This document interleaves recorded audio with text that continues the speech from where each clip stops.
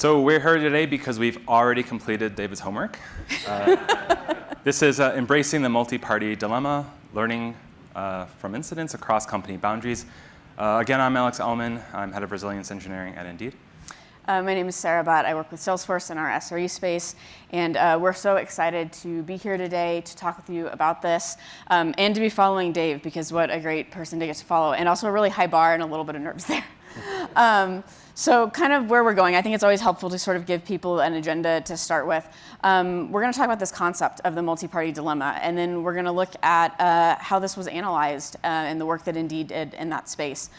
We're going to take a step back and say, okay, Indeed's done some work on this, Salesforce has done some work on this, there's some industry work on this. How do we kind of synthesize that into some challenges and some key findings? And finally, we're going to talk about where do we go from here. But we start off with this question, and this question is like, how did we get here? So if we start from this very basic, like how did we end up standing on stage in front of you?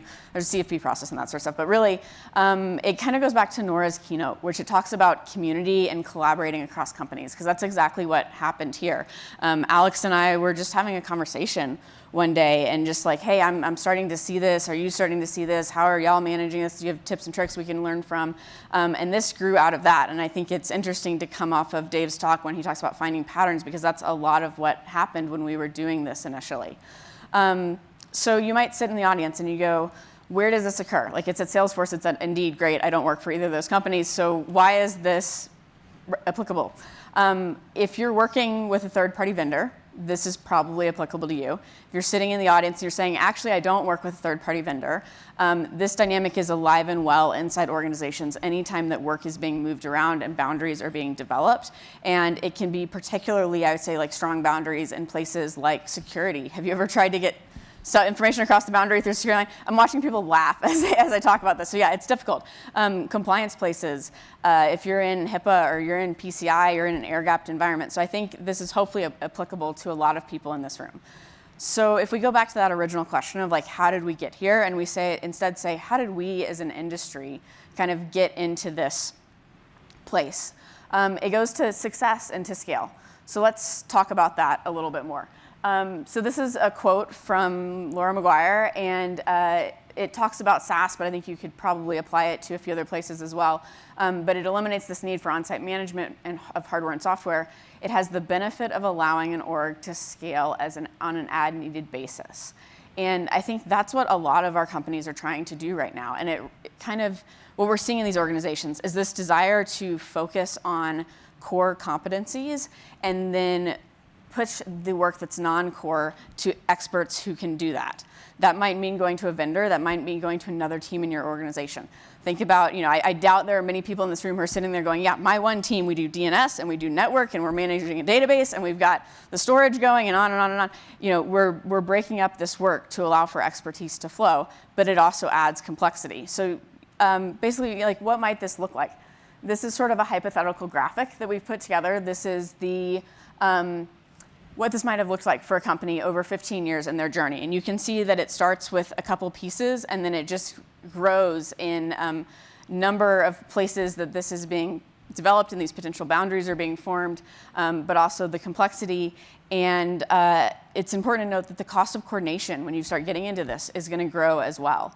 I want to be clear. This is not a normative judgment about bringing in or relying on a third-party vendor or on choosing to how you split up work. It's not good. It's not bad. It's simply the reality that we live in. And our goal in looking at this was to say, how can we start productive conversations about how we can work and deal with this in good ways? So basically, this is going to bring me to the second part of Dr. McGuire's quote. And I want to read it and then sort of reiterate it, because this is my favorite part of the intro section. These changes are exposing organizations to new forms of failures and transforming work for the engineers. If I could jump up and down here and put a circle on something, it would be this new forms of failures and transforming the work of engineers. When you think about new forms of failures, there's this kind of surface level new forms of failures you think about, like, okay, now my vendor has an issue and my system is broken as a result, and that wouldn't have happened before. Interesting, yeah, new form of failure. There's a deeper level to that, where these new forms of failures aren't just about what happened, but the dynamics of how that's happening and how the parties on either side are responding. And there's a piece of that that goes into, as you're handling and responding to these, how the work of the engineer changes. That's worth being evaluated and analyzed and understood. And as you add these new forms of failures and you fundamentally change this work, you have this potential to add frustration and friction for responders, which introduces, new challenges, things like building common ground. And you're going to see as we come back, that's an important thing to recognize and to give attention to. So we'll end this sort of intro section with what is the multi-party dilemma? Because we've talked around it, we haven't really talked to it. It is a term that we originally heard in talk that John Allspaw and Dave Woods gave in 2021. You actually heard Dave mention it in his slides as well today, but it refers to the risk of boundaries between two dependent parties. And some kind of features you might see of this. There may be information asymmetry, there may be differing goals or objectives. It has the potential to be a new form of brittleness. It's a very general concept to the point where Dave talks about it being law-like. It's not just happening in software, it's happening in all sorts of industries. And so helpfully that kind of sets the stage. But we want to talk about how we found this in the environments that we operate in. So Alex is going to speak a little bit more to that. Yeah, Sarah mentioned that this is very general, the multi-party dilemma. I'd like to get into where it shows up in a more concrete way in our incidents, but just before I do that, I'd like to talk about the methodology we used. How did we uncover this in our incidents at Indeed? So what you're seeing here, this is an example iteration. It's a case iteration. This is how we approach our incident analysis in Indeed, and this is a technique that was shared with us by our friends at Adaptive Capacity Labs. And it starts out with picking a case, so case selection. It could be anywhere from 4 to 10 cases that happened in the past 3-4 days. It has to be very fresh, very recent. We like to optimize for diversity, working with different technologies, different parts of the organization we don't typically work with. We like to pick less spicy cases, so things that don't have a lot of leadership or public attention. That gives a lot of space to the analysts, and it makes it easier to talk to people about it. After we select a case, we then want to start analyzing it. We use a tool that Nora talked about this morning, Jolly, and we start out in Jolly by ingesting artifacts, artifacts from the incident, whether there's Zoom transcripts or Slack transcripts, and we do that to prepare for an interview. And so here's an example screenshot from a real case we had with a vendor. And you can see the analyst, Alex, really looking into the utterances from Slack to try to prepare later discussion in an interview venue. After that, we then select participants from a subset of participants to engage in what's called cognitive interview. And an interview sounds very formal, but it should be an actual pretty casual discussion. It should be a safe space that we're fostering. And what we're doing is we're eliciting knowledge from the participants. They may reveal to us concerns, specialized techniques that only they know. Corroboration, which Dave spoke to, that's something that comes up between participants that we're interviewing, contrasting views, even contradictions is very valuable data to us as analysts. So after we complete our interviews, we go through the transcripts of the interviews and we synthesize an iteration of a write-up. We prepare for a phase called calibration, and calibration is pretty important. This is an opportunity to foster belonging and psychological safety at this stage of the iteration, but also it allows subject matter experts and the participants from the incident to push back and say, hey, that's not quite how it happened, or you took that quote out of context, or even influence the whole direction of the case because we're writing the case for them, we're not writing the case for ourselves as analysts. Thematic analysis is then what follows, and thematic analysis is a very tricky part of the analysis. It takes a lot of time and experience to get good at, and what you're doing with the theme is you're looking at organizational factors in the case. And so I'd briefly like to take us through what a theme is. And this definition of a theme is from Adaptive Capacity Labs. But a theme is it's an issue, concern, or opportunity that we identify in the incident. a theme is a feature of the incident. It's not unique to that incident. You can see in the depiction here that themes can recur across incidents. And themes they're not causes of an incident. They're not ITIL problems. They're not anything of that ilk. Themes are something different, which we'll get to. It's important that themes get grounded in the analysis. You have to be able to defend the themes by pointing to different parts of the analysis. So I mentioned that themes can recur. Recurrence of themes indicate that there are durable features of the organization that produce them. So the more incidents that a theme shows up, the more confidence you have that it does describe the organization well. Themes identified in multiple incidents, that heightens their importance to the organization. It does make them more difficult to address. And addressing themes could mean eliminating them, or it could mean embracing them. And that's because, again, they're not normative judgments. Themes could be risks, they could be opportunities, or they can actually be a mixture of both. So after a thematic analysis, we prepare for group learning review. This is a 1-hour discussion with participants, subject matter experts, and anyone else in the organization that just wants to learn from incidents. It's facilitated by a few of the analysts.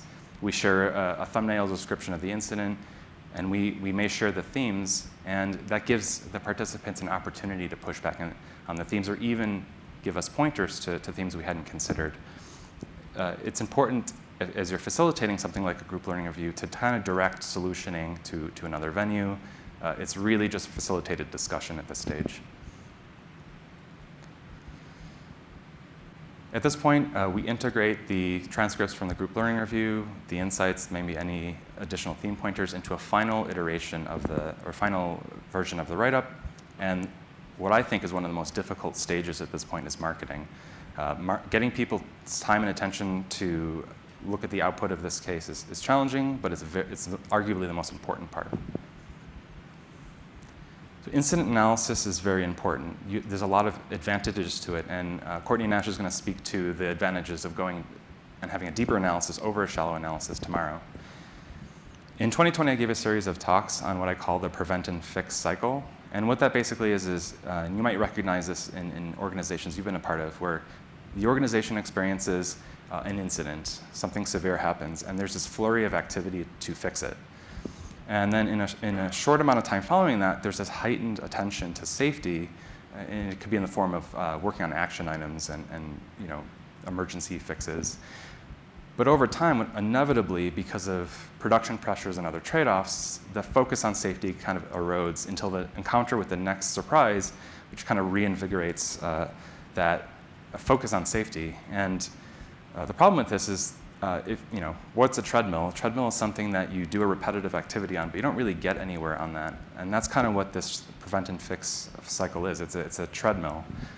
This is in contrast to the learn and adapt approach to safety, where each encounter with surprise gives you an opportunity to learn from that and enhance adaptations to prepare for the next incident. And in this way, the organization uses incidents to get safer. So the challenge of analyzing, or the advantage of analyzing a corpus of cases or across incidents, is that you can really start to uncover the organization. And so what I mean by that is it's not actually about the incidents. So here's a series of a corpus of incidents that you're having. And each time that incident happens, there's a shallow analysis done and a monocausal view of what to go fix. So this is the component substitution fallacy. And this really doesn't give you much to do. This doesn't give the organization much to learn from. The power of incident analysis is that looking deeper opens up a keyhole to the organization, reveals a little bit about the organization. It lifts this veil of uncertainty. If you do it again, you learn a little bit more about your organization. And that is an extremely powerful thing, because if you do this across a corpus of cases continuously, you open a window to an organization and learn things about it that you would never spot. You would surface weak signals that nobody would ever notice otherwise. So again, themes aren't contributors to incidents. It's important to keep that in mind. Cross-case thematic analysis is valuable because what it does is it reduces uncertainty about what's going on in a vast organization, and is really, really difficult to navigate things like a corporation or an organization. So theme recurrence, I mentioned theme recurrence. When we were doing an incident analysis in 2021, analyzing corpus of cases across that entire year, themes recurred. We saw this theme recurrence. And one theme recurred above all others, and it was this recognition that we were relying on third-party vendors for the critical lights on support of our most business-critical components. And this describes a concrete example of that more general multi-party dilemma. Yeah, so I love the analysis that Indeed did because it's so well done, it's so thorough, and it was really encouraging to me when Alex and I talked about this to see that we were seeing similar things and knowing it was coming from such a rigorous analysis. We want to talk a little bit about some of the challenges and the key findings that we found in our work at our respective companies, but also in broader industry around this. So the first thing that we're going to talk about is this challenge of bringing expertise to bear. And I think when Alex and I first started talking about this was one of the first questions that we started asking. It was like, how do you bring expertise to bear, especially third-party expertise, given the boundaries and the dynamics and such during incidents? It's really challenging. And so why is it challenging? Well, a lot of it comes down to these boundaries and these compartments. There is often deep expertise in the other team or the third-party vendor that you're working with that's not readily accessible during incidents. And I'm sure we've all experienced this, where you put a ticket in and then you're going L1, L2, L3, all that, trying to get to it. And that's not to say that that's a bad thing. There's a time and a place for it, absolutely, but it can be really difficult when you need that deep expertise quickly. That third-party expertise, capabilities, and knowledge are often compartmentalized even within that part of the organization. So sharing information, especially across these boundaries, gets really difficult, and we're going to go into part of why of that later. So all of this sort of creates a situation where building common ground, accurate mental models that span the boundary is difficult. There's also sometimes a lack of familiarity between teams. So if you remember a bit ago, I talked about that frustration and basically that friction.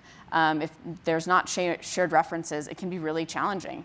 And one of the things that we've noticed, and it's sort of that, like, if everybody's touching the different parts of the elephant, no one knows it's an elephant, but maybe it's a slightly more pressureful situation because it's a Sub-Zero. In that situation, if you look around and you look at the other side of the team and you go, oh my gosh, that person or that group on the side of the boundary, gosh, they don't care, they're incompetent, whatever it is. Even if that's not the reality, if that's your perception of it, it's hard to make this smooth collaboration happen. And so we'll talk about some ways to address this. One of them that we'll introduce is this concept of temporarily redrawing the boundaries and the idea of an adhocracy. But before we do that, I actually want to point out, because it's one thing to hear from Alex and I that we've experienced this, it's another thing to see it from research that I think we all have a lot of respect for. So this is a quote from a Stellar report on basically providing expertise on demand, and it talks about for work where immediate anomaly response is essential, it can be impossible for the expert to gain enough context so their expertise can be usefully employed. And what I love in that quote is that it points out this speed element, that these are high tempo, high acuity situations, and so this becomes a real challenge. But that's not the only challenge, and so Alex is going to speak to several of the other challenges that come to mind. So Sarah spoke to the challenge of bringing expertise to bear, but there's also coordination costs with bringing vendors. And this is just a consequence of the fact that there's more people that you're bringing into the incident response organization. And these coordination costs involve having to onboard them, apprise them of what's going on, get them connected to other people working on different parallel hypotheses. And we incur coordination costs, and we see this in the cases that we studied with vendors. Another challenge that we uncovered by studying these cases is that in the aftermath, there was a desire to be better prepared to enter into these incidents with vendors. But we found that there were legal, financial, and privacy barriers to doing so.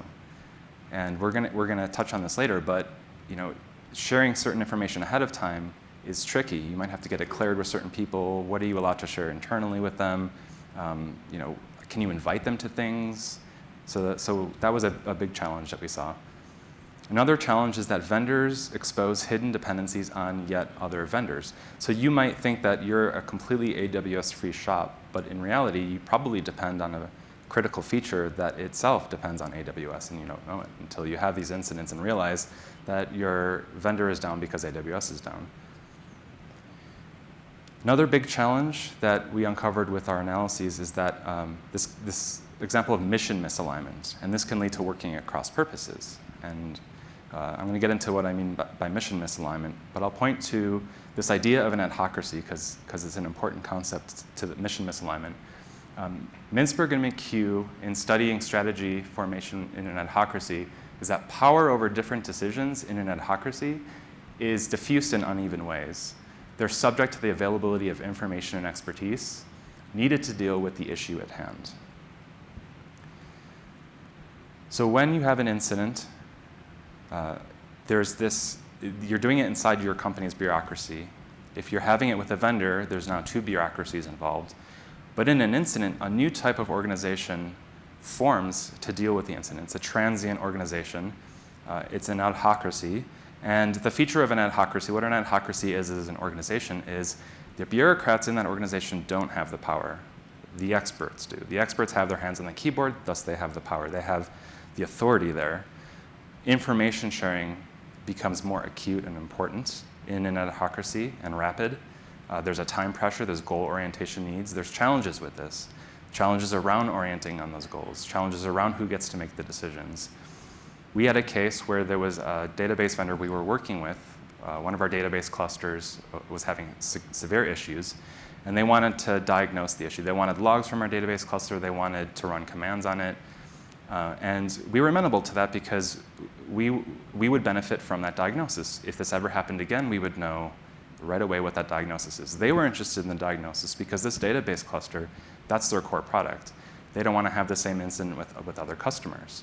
So we worked together until the point where the severity of the incident was untenable for us. We had business critical metrics that we were paying attention to. We thought maybe restarting the database cluster, we weren't sure, but that could get us stable.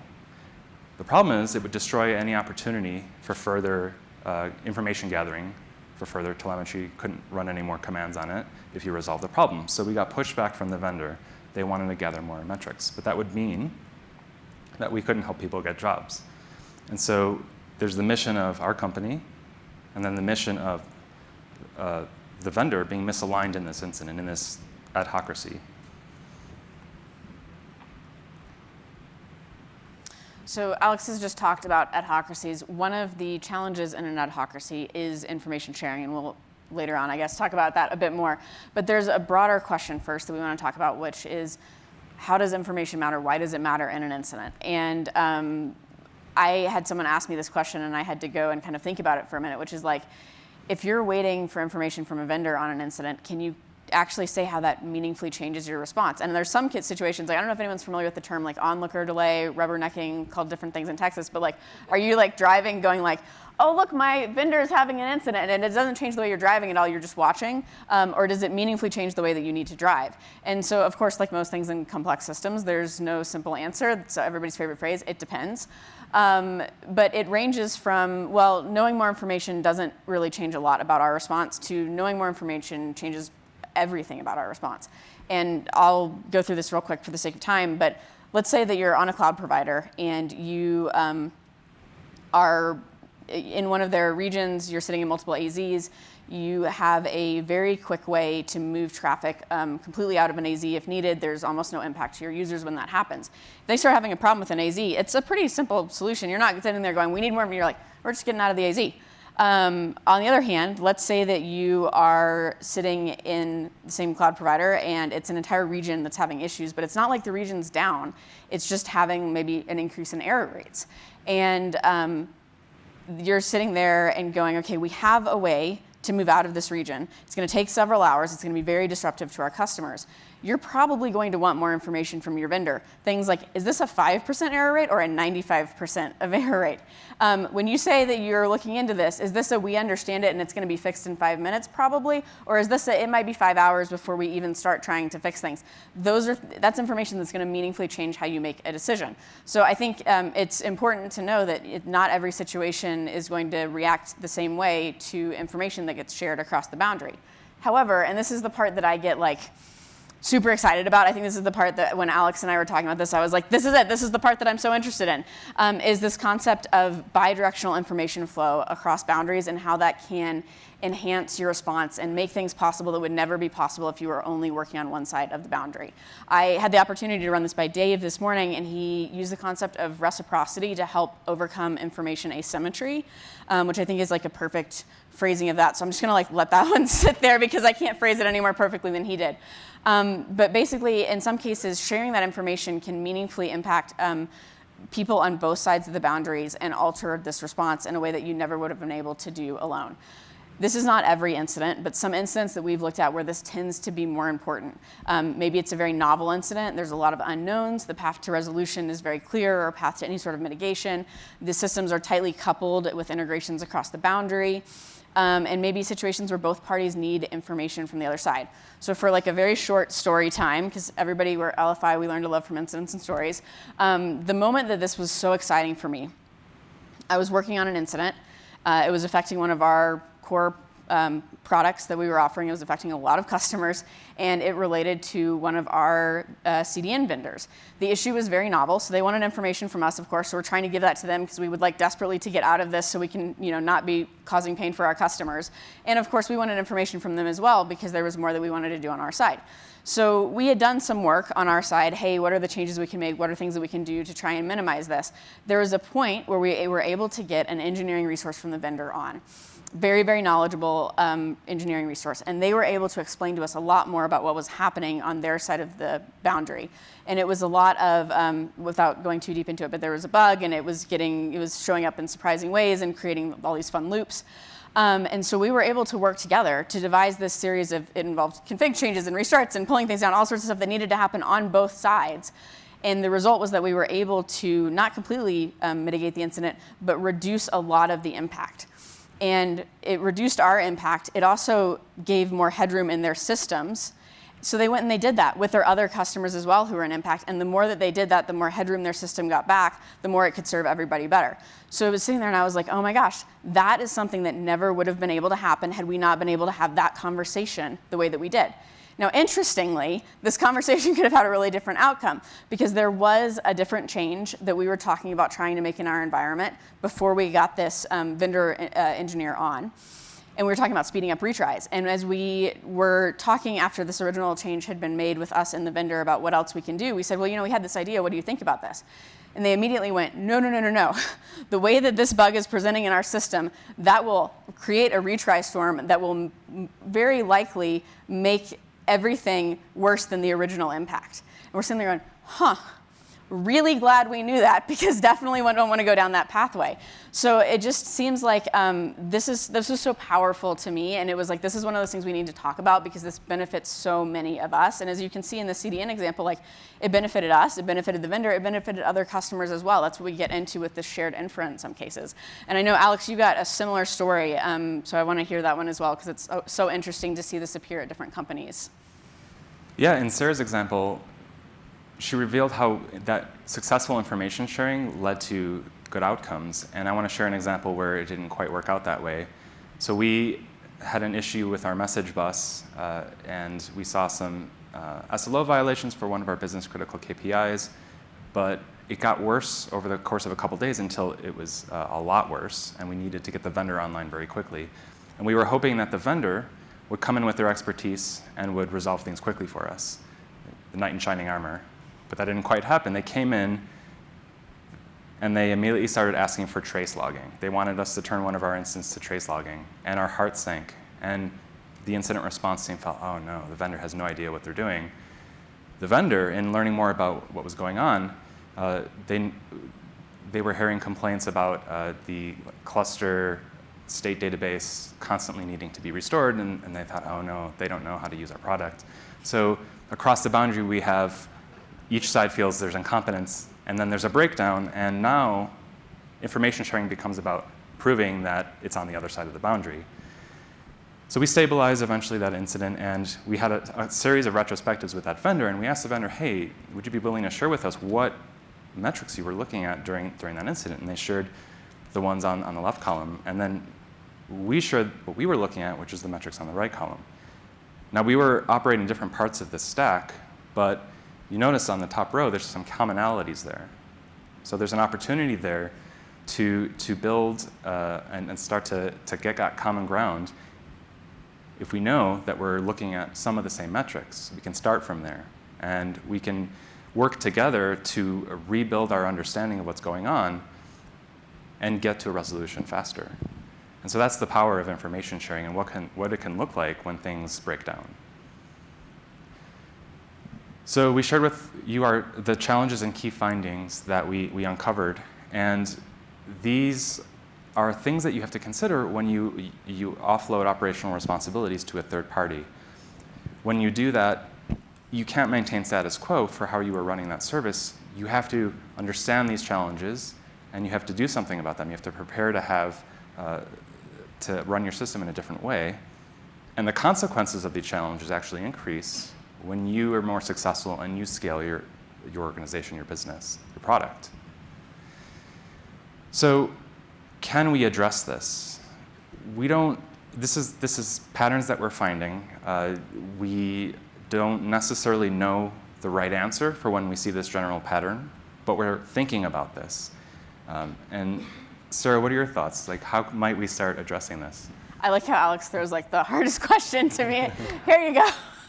I'm kidding. So yeah, what do we do with this information? Two kind of spoiler alerts here. The first is that we intentionally don't want to be prescriptive. We don't know your systems. We don't know what's best. There is no best practice universally that we could ever try to give you. We also are still learning about this ourselves and working with this. But what we want to do is push the conversation forward. So this is LFI conference.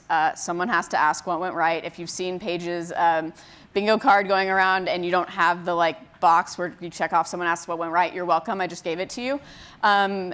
What are some things that have went right? These are a few that we would like to put up for consideration. The first you just heard us talk about. Encourage open conversations at a technical level whenever possible. Obviously, it's not always possible. That gets back to us talking about those things like legal and privacy. But when it's possible, absolutely encourage it. The second is to develop this capacity in incident response to help get the right information to the right places, especially during high-tempo activities.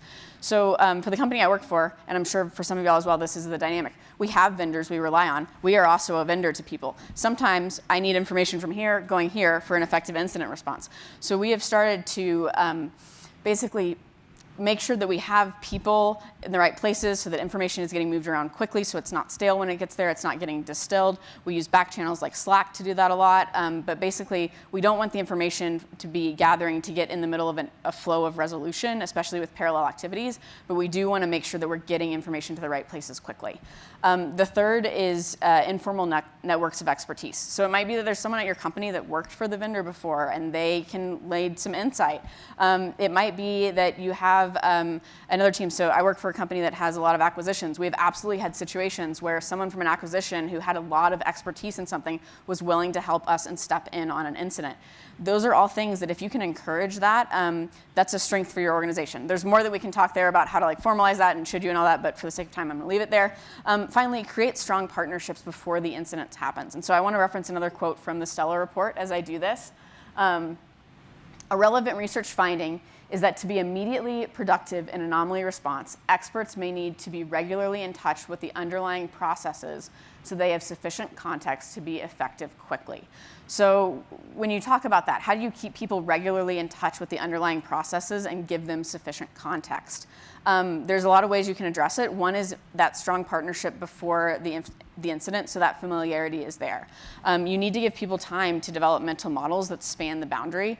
They're never going to be perfect. No model's perfect, but the hope is that they're useful.